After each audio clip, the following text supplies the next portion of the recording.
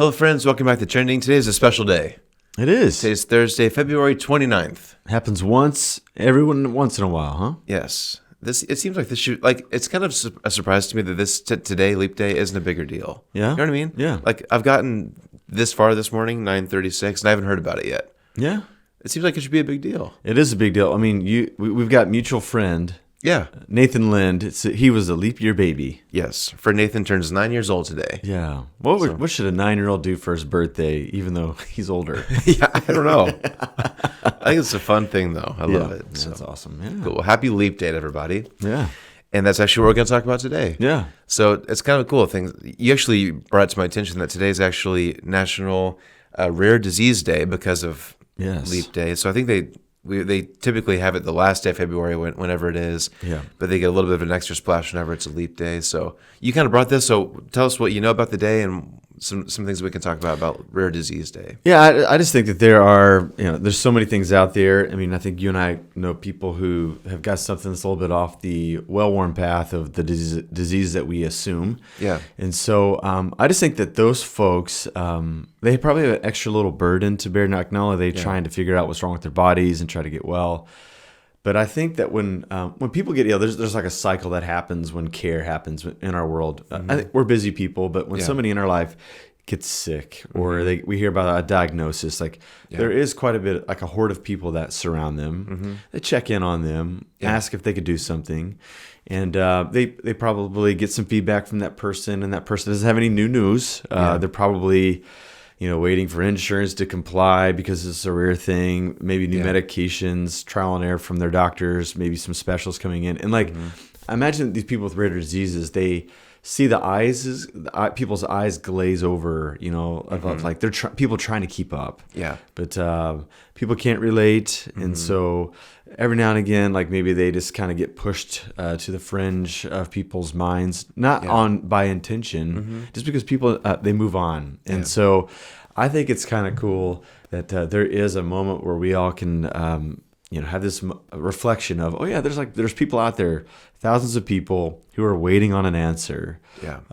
And they don't have like an NFL Sunday dedicated to their deal, right? There's no there's no colored banner that people can hang on trees or pin to their lapels, for their deal, because it's just not a big population of people. And so I was on X, Twitter today.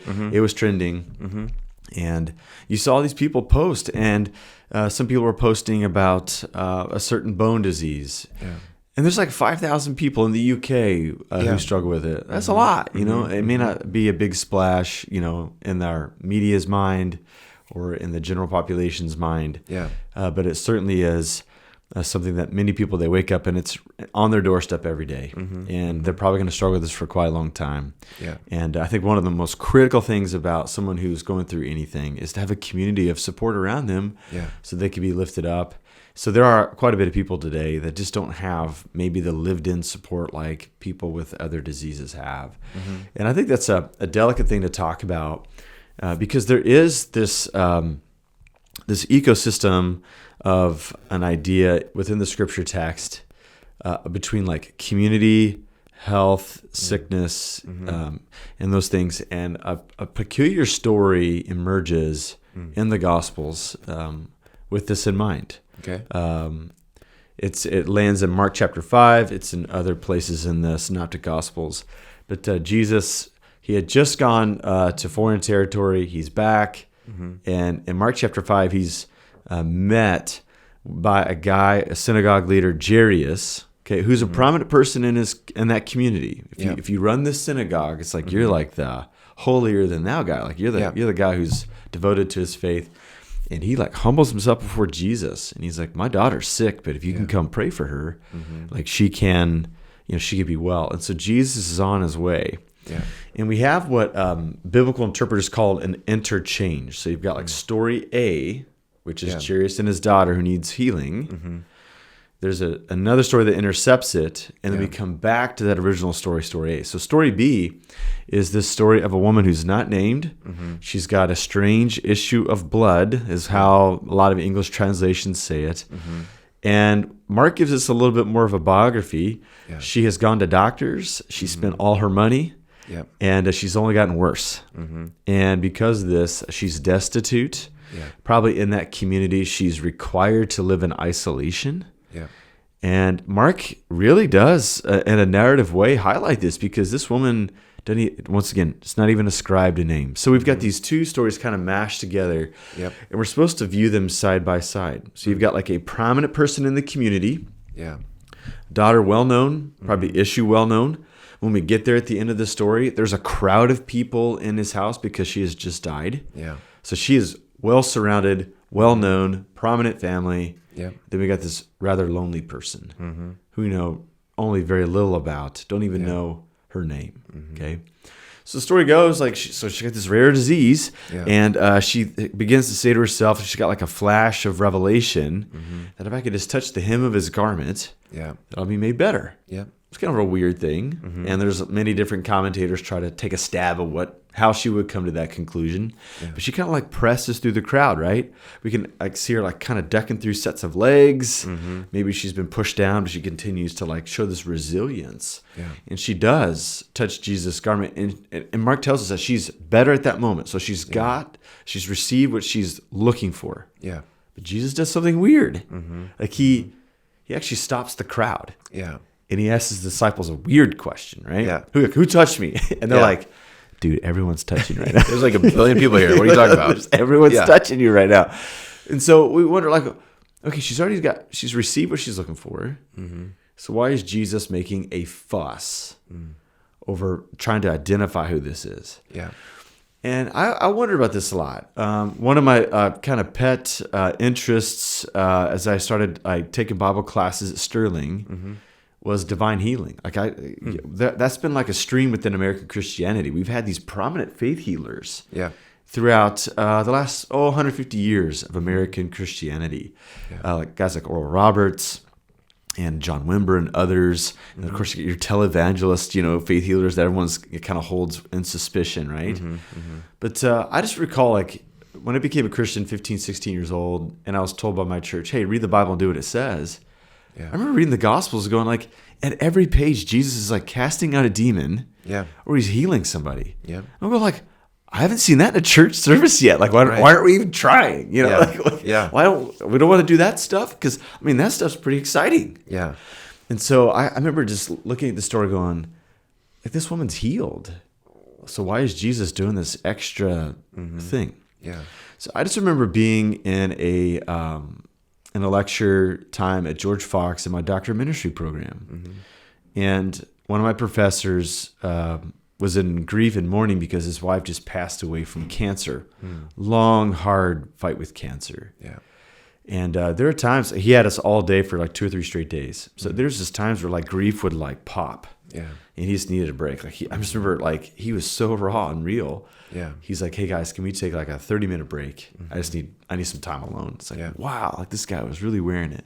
Yeah. And so after one of these breaks, he said, I need to tell you something that I learned along the way about healing and cure in Jesus' day. Okay. And it's something I always remember. Okay. He said there was a difference in Jesus' day between cure and healing. He said cure happened when your ailment went away, and they could prove that you had like this skin disease and it was gone, or you had this illness like in the fever, it was gone. Like someone could observe that whatever you were sick with, you've been cured. Yeah. But that wasn't all that was at stake in the process of healing. Healing was when after you've been observed to have all those symptoms go away, then you can enter back into community. And that's the healing happened when the ailment is gone and you're surrounded again, and you're allowed to come back into community.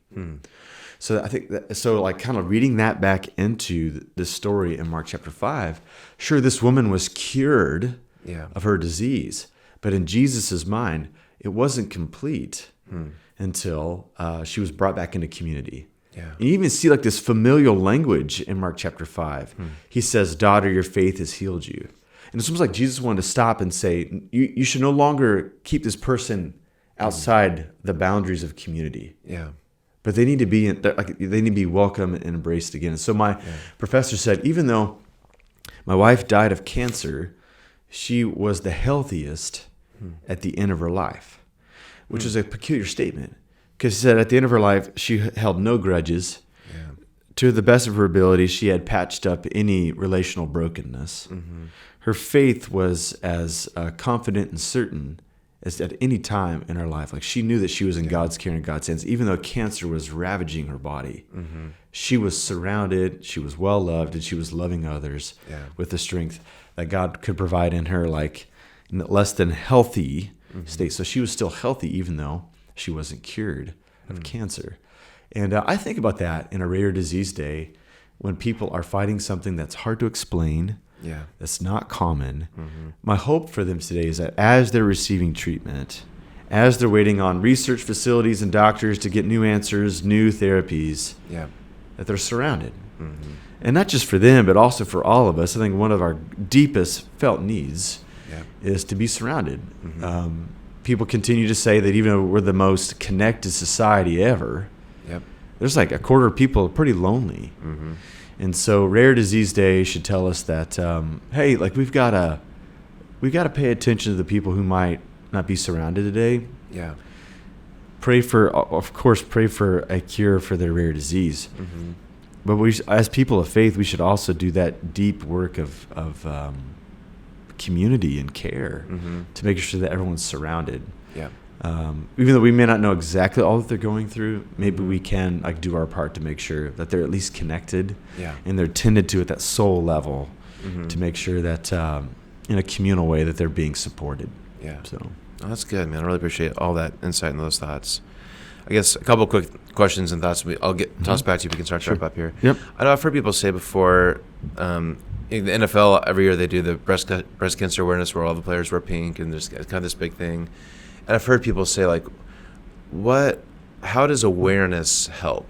Because people will say, like, we're aware of cancer. Like, we all know cancer's a thing and it's horrible, and we all know people who have had it. And I've kind of heard people say that, like, why is awareness such a big deal? And what good does it do for someone to wear pink when we all know breast cancer already? So can you talk you've talked about this a little bit already, but maybe how can awareness help, especially for something like this that doesn't get as much attention? What can awareness do, and what good can we actually, how can we actually help other than just make people aware? Does that make sense? Because awareness by itself may not actually be very helpful. So what's kind of what does that lead to? I think, and I can't speak for people who have been fighting a disease for a long time. I haven't. I'm obviously connected to people who've been going through medical stuff, and Ginger in particular, my wife, like, just as we continue to look for her solution. I think people, I get this almost every week at church in particular, people ask how she's doing, and then they apologize. They're like, you probably get hounded about this all the time. And what I find, it's actually quite comforting to be asked. There's something like being connected to somebody. I think that the gateway to connection is asking questions, and maybe not just like the basic questions, but like follow-up questions, and taking a genuine interest in somebody's plight, where they can share longhand, where they can have the space to share not just like the update on their disease, but how they're feeling about it. And, and I just think that more than anything else, people want to be brought out from the background into the foreground, and to be noticed and to be seen. I think that helps have a base need. So I think awareness is not a trivial thing. It's not trite. I think it's actually quite important. Agreed. Because it allows that person to be seen. And I think going back to Mark chapter 5, Jesus had two women that he needed to care for. He had the daughter of a prominent synagogue owner, and he had a woman who was quite invisible. It's almost like the Superman, and like he's got two people like on a bridge, like they're both dangling, and you can't save both, right? And so interesting the choice that he made. He actually went for the person who was not the prominent person of society, but the person on the boundary of society, and to make her seen and to make sure she had familial connection. And so I do think awareness is more than just a passing glance, a weekend where a pro sports league raises awareness. I like the way that MLB does it during the World Series. I stand for, and there's that very vivid 60 seconds in one of their commercial breaks where everyone stands in silence and they've got signs. Yeah. And they write a person's name in that they're standing for cancer. And it's just like this profound moment, right? Yeah.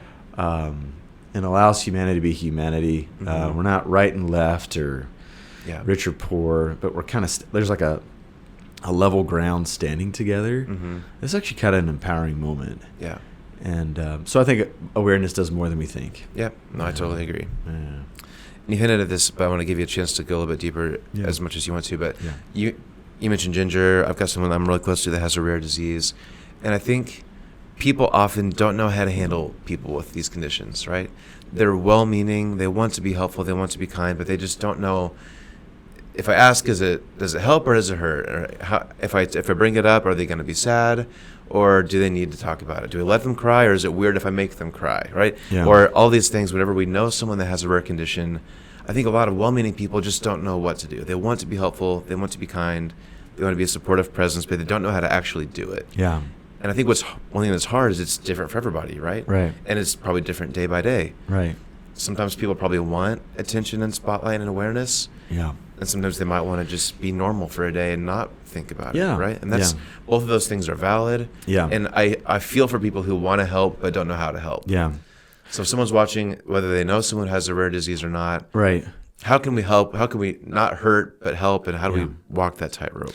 Yeah, I think you just got to give yourself a chance to experiment. Somebody said something. He's married to a scientist, and he said if every experiment worked, they'd be a terrible scientist. Like the reason that you do an experiment because you don't know what might happen. Yeah. And so be afraid to fail. But like one of the things they said in like Pastoral Counseling 101 is that when you go to somebody in the hospital, or you need to check your anxieties at the door and just be present to them. And like, I think one of the things that we do that I would encourage us to try not to do the next time you try to connect with somebody who might have a rare disease is try not to make a connection from your own life. Like don't say like I had a second aunt twice removed who had something similar, I think. Yeah, right. By all means, your story is your story and it's important too. But I think a killer app for care and counseling is to not make it about you because you're anxious about trying to connect with them, but just ask them 20 questions. Charles Duhigg wrote a new book called Super Communicators. And I'm reading it, and it's so fascinating. It's a great read. But one of the things he says about people who are good at communicating and connecting is they ask 20 times more questions than the average person. So instead of just trying to find something from your life to connect to them, just ask them follow-up questions about their disease and maybe just about other stuff going on in their life. Like if they bring up a hobby, like, oh, like, is that something your parents did too? Or like, is this something you got on your own? Or like they bring up something about college. What was your major in college? Did you start with that? Like, and allow people to share their story, and then you'll hit like a vein of meaning in their life. And just begin to hone in on that. And they'll walk away from that conversation going, I am so glad that I got to talk to that person today. Because they felt cared for and seen, but they also were more than just the thing that's going on in their life. They were a human being just like us, right? And so I'd just say that.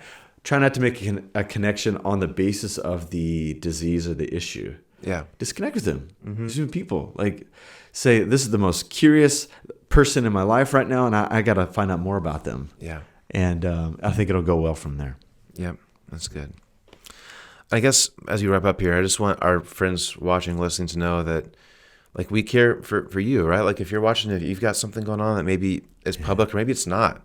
I think it's maybe even harder if you have something that your friends and family don't know about. If it's not out there, it's maybe even harder to feel supported if your friends and family around you don't know. So we want you to know we care about you. Absolutely. Do you have any other kind of closing thoughts? Yeah, I just think understanding the idea of cure and healing has really just opened up a brand new avenue for me in dealing with my own self and people around us. And what's so cool is that in the Greek language, salvation, or to save and to heal, is the same verb. And so tending to people's physical needs is the same to tending to their spiritual needs. Unfortunately, evangelicalism cut those things and separated those things. and belittled tending to someone's physical needs because they ultimately have a spiritual need. They think that was more pressing. But actually what we know about the human being is that we're so more integrated than we think. Yeah. And so tending to someone's physical need does directly relate to what's going on in their soul. Yeah. And so I just say, don't trivialize this type of activity and behavior. Like it all adds up to tending to their soul as well. And so I think it's also the work of the church to tend to people's physical needs, whatever it might be. So yeah. Love it. Totally agree. Yeah. Well, this is your topic today. Thanks for bringing it to our attention. I think it's totally a worthy thing to talk about. So thank you. And thanks to you watching and listening. Have a great week. Yeah. Whatever lies ahead of you today. Yeah. Have a great leap day. Yeah, that's right. See you next time. Okay. See ya.